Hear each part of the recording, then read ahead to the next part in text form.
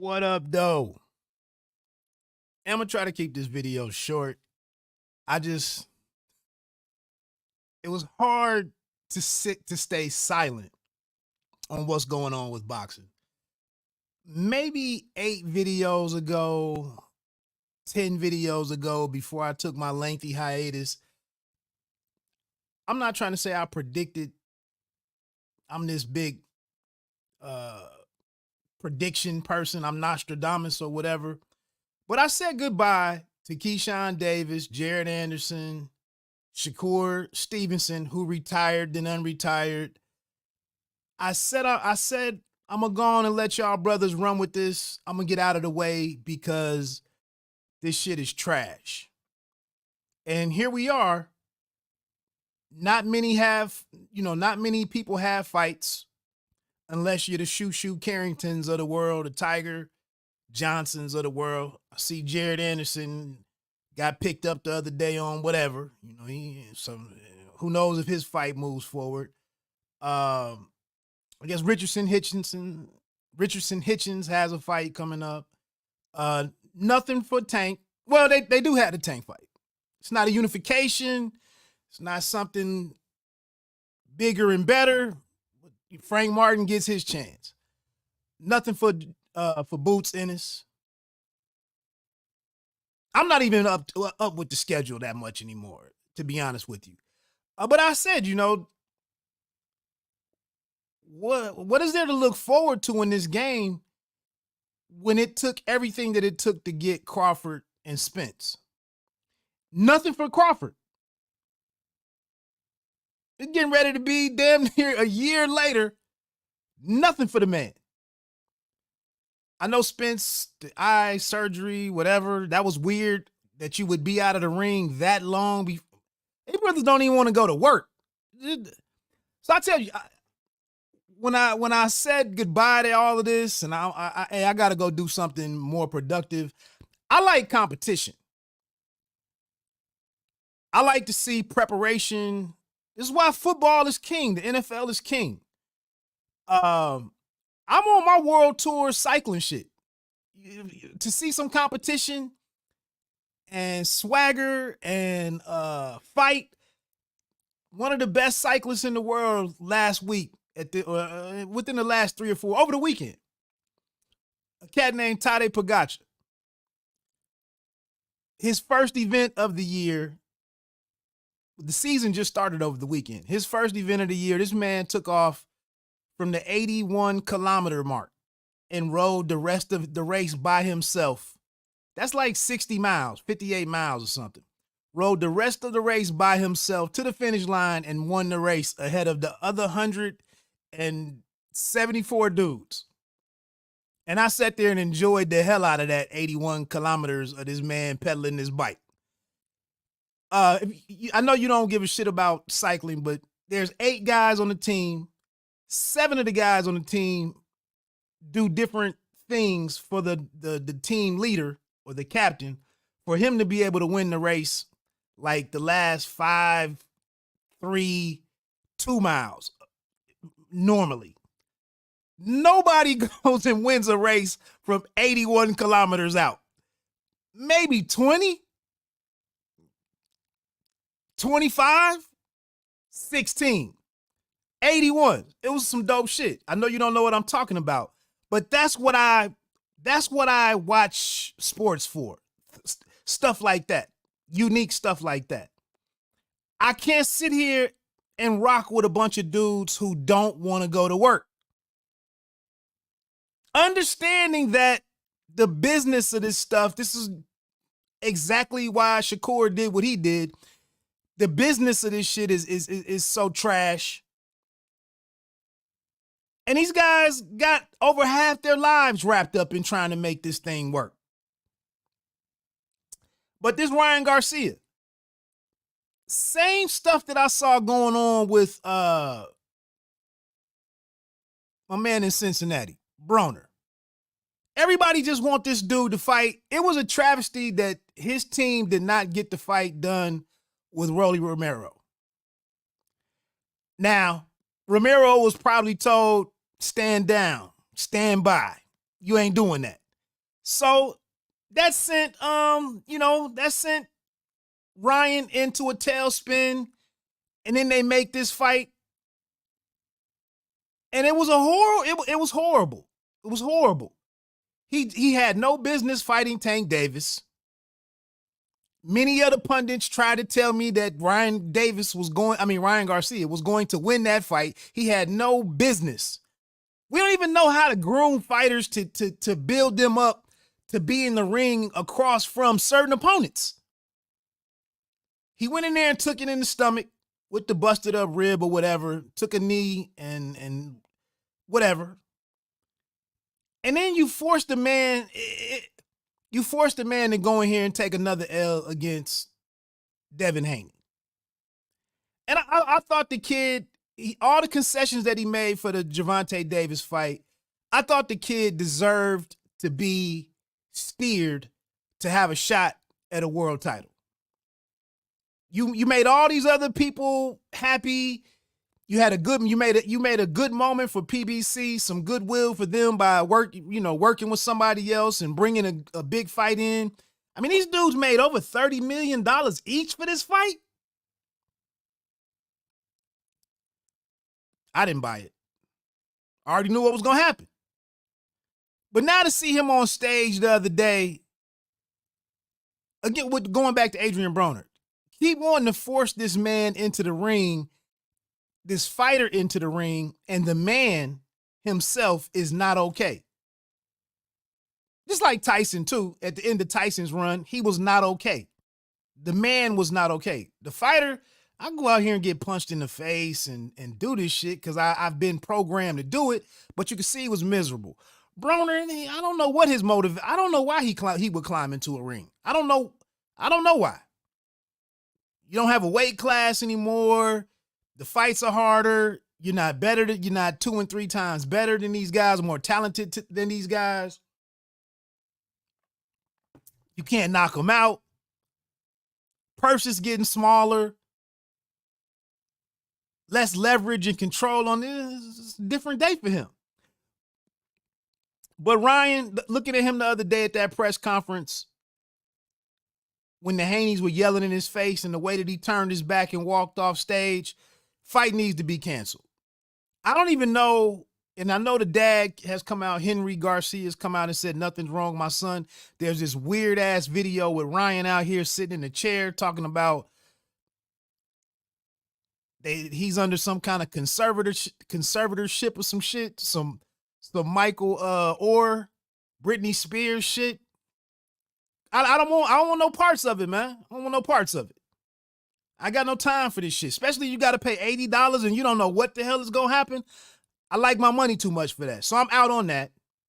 I hope the young man gets his life together. Then we got Canelo.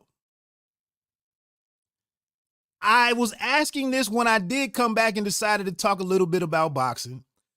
What is PBC offering? What are they offering to Amazon? And the woman that's over there in charge of Amazon Live Sports, what do you know about boxing to change the tide of what's going on with the quality of the product? What do we get? March 30th, some shit that I could care less about. I could care less about. That you all either have to pay whatever it is to watch it, and then the rest of the world is going to watch it for free and stream it or whatever. I was like, I thought a big-time Gervonta Davis fight was going to happen. That didn't happen. They had some kind of relationship with Terrence Crawford. Nothing, no developments there. That brother might as well go on and retire. And then it was like Canelo.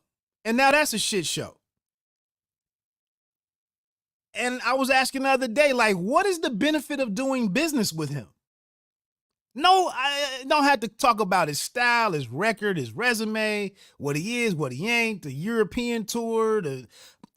It's just, explain it to me like a third grader. How does it make sense to continue to do business with a man that you got to pay him $30 to $40 to $45 for a fight, and he does not care whether or not the promoter can break even. Hey, PBC, go to the man reportedly. Hey, we can only let you fight Charlo next. We'll have to eat it because it's not sellable, but we'd have to eat it. But you have to promise us a guarantee that you're gonna fight Benavidez next. No. What do you mean, no? You're not gonna be a good partner in this thing? What are your other options? I would let the man sit on the bench. I don't give a F what you do. I'm not paying you some 60, 75 million to not compete, to not be pushed, to not be challenged. All this stuff that's been said about Floyd Mayweather at the end of his career, and he's a runner, and he's this, and he aged all these people, whatever. It was still some kind of narrative there to make, and I didn't buy the Berto fight. Definitely didn't buy that Conor McGregor shit. It was a couple of fights in there where, I didn't just sit at home, and I'm speaking on behalf, one, of people that buy fights. I have nothing to say to anybody who sits here. It's dudes that make some kind of money off of YouTube with their boxing quote unquote coverage. It's some dudes that make money off of this stuff and still don't pay for these fights. I can't argue. I can't talk with you. I represent the guys out here, the people out here, the fans out here that buy fights, and you might be buying them and watching them by yourself. That's what I do, because I don't have anybody reliable that's gonna come over and invest in the fight with me. And I'm just not trying to buy all of this raggedy shit that comes down the pipe. That's who I represent.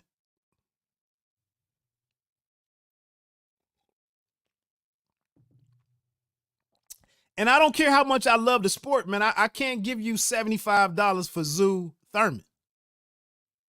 I was a little on the fence about Ryan and Devin because Ryan is not box office to me. Haney is barely box office. That's not an all-time great matchup for me. Just keeping it a buck. This weekend with AJ and Ngannou, I do want to see Zhang and Parker. I really would like to watch that fight.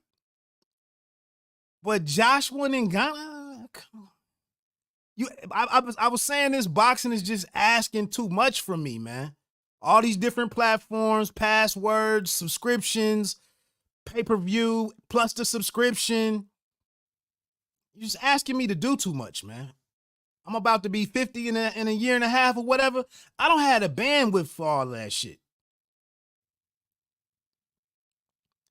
But Canelo, you don't want to work with us to make this thing work so that we can all continue to get paid and to all continue to operate and possibly flourish and plan on the future. And you just ate. I don't even have a cool catchphrase for it, but you just ate. You just spent the last 6 years or whatever, 5 years at like Golden Corral, bruh.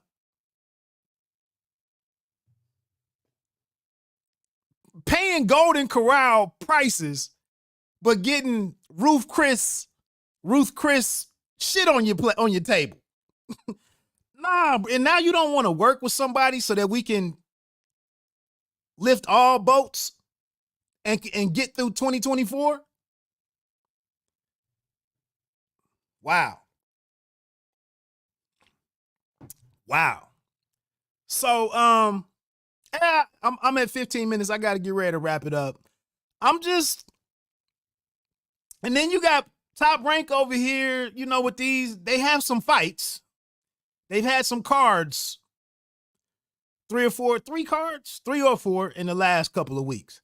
I couldn't even come on here and say nothing about the Jermaine Ortiz and Teofimo Lopez fight until I read an article this week and I found a black person that actually saw it the way that I saw it. The average brother was ready to kill. Where the hell is my phone?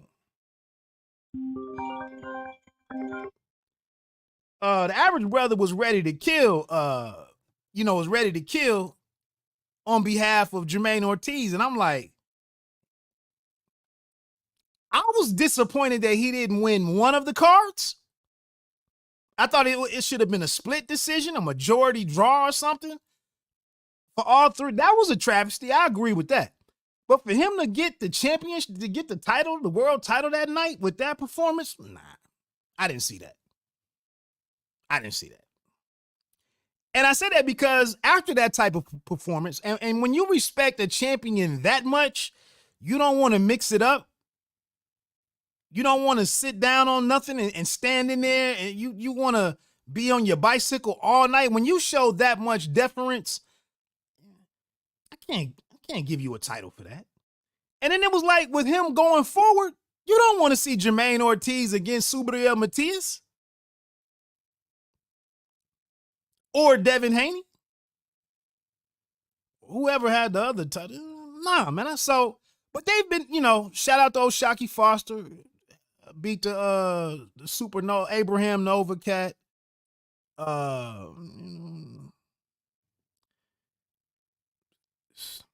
What they call it on Night Country?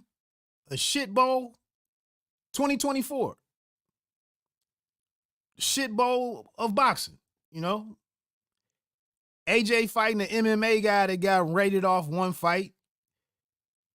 Anyway, I got to get out of here. I don't know how they put this thing back together.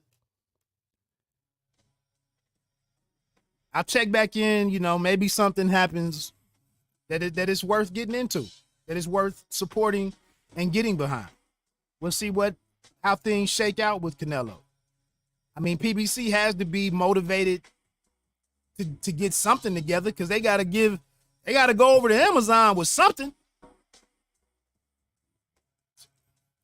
All right, man, let me get out of here.